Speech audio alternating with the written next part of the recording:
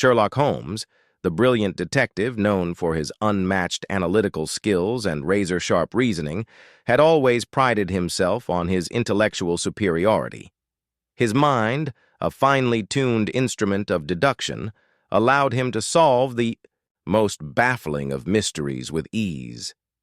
To those who crossed his path, he seemed a figure of invincibility, a man who could piece together the most complex puzzles with an almost supernatural grace. But beneath this cold and calculating exterior, Sherlock harbored a fear that he kept buried deep within, a fear that he had never allowed himself to confront. It was not the fear of death or danger, but the fear of failure. To Holmes, failure was a stain on his very identity, a challenge to his intellect, and a destruction of the persona he had spent his life cultivating. His mind had always been his greatest ally, and to admit the possibility of it faltering, of being wrong, would be to unravel the very fabric of his existence. In his eyes, the inability to solve a case, to deduce the truth from the smallest of details, was unthinkable. Dr. John Watson, Holmes's loyal friend and companion, had always been the grounding force in his life. Watson had seen Holmes's eccentricities, the way the detective would immerse himself in cases, dismissing his own well-being in the pursuit of answers.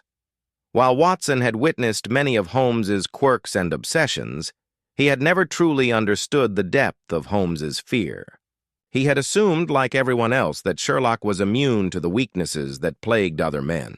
However, when an unsettling case arose, a series of bizarre murders that left the police stumped and the city in a panic, Watson would come to see a side of Holmes he never thought possible.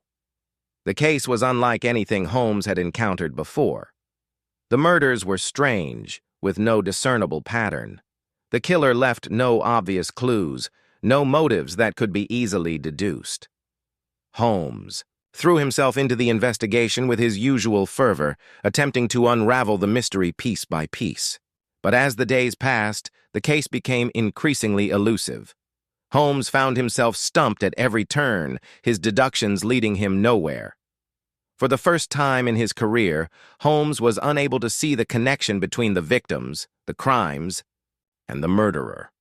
His usual confidence, the foundation upon which he had built his life, began to waver. Watson watched as Holmes became more and more consumed by the case, spending sleepless nights staring at maps, scribbling notes, and pacing the room, only to reach dead ends. The detective, so used to finding answers with ease, now seemed helpless, lost in a sea of unanswered questions. As the pressure mounted, Holmes became increasingly agitated. The public was looking to him for answers. The police were relying on his expertise, and Watson could sense the mounting weight of expectations pressing down on his friend. The fear that had always lurked beneath the surface began to bubble up. It wasn't just the case that had him rattled.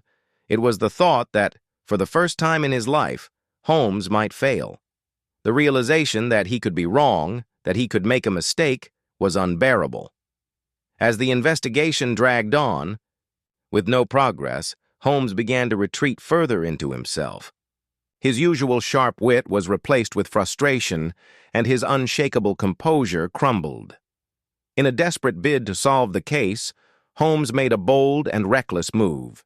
He focused on a suspect who, in hindsight, seemed the most logical choice, using his vast knowledge of criminal behavior to piece together a case against the man. His reasoning was intricate, compelling, and yet entirely wrong. Holmes had convinced himself that his deduction was infallible, that he could not possibly be mistaken.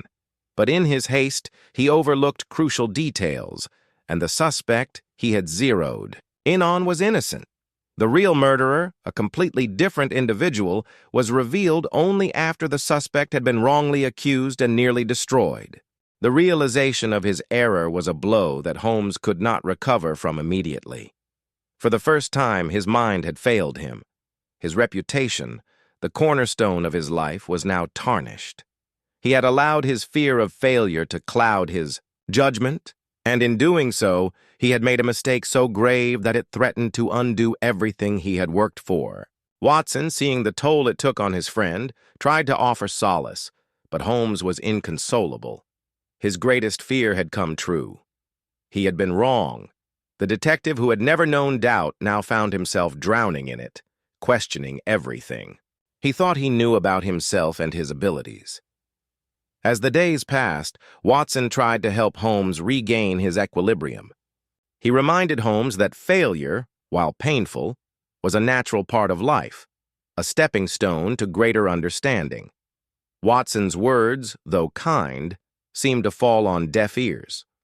For Holmes, the very notion that he could be wrong, that his intellect could fail him, was an affront to his very identity. The detective who had once prided himself on his unerring ability to solve any puzzle was now facing the most difficult puzzle of all, coming to terms with his own imperfections. It took time. But eventually, Holmes began to realize that failure was not the end of the world, nor was it a reflection of his worth. He came to understand that his fear of failure had been more crippling than the failure itself. In confronting his mistake, in admitting that he had been wrong, Holmes began to find a new sense of strength. He learned that being wrong did not make him less of a man, but human, and that his worth was not solely defined by his intellect. It was his resilience, his ability to pick himself up after a fall, that truly defined him. In the end, Sherlock Holmes emerged from the ordeal not as a flawless figure, but as a man who had learned to accept his own flaws. He never fully relinquished his obsession with perfection, but he grew to understand that imperfection was not the enemy. Failure, as he had discovered, was merely a part of the process of growth, and while his fear of failure never fully dissipated, he no longer let it control him. The detective who once feared being wrong now understood that sometimes being wrong was the first step toward finding the truth.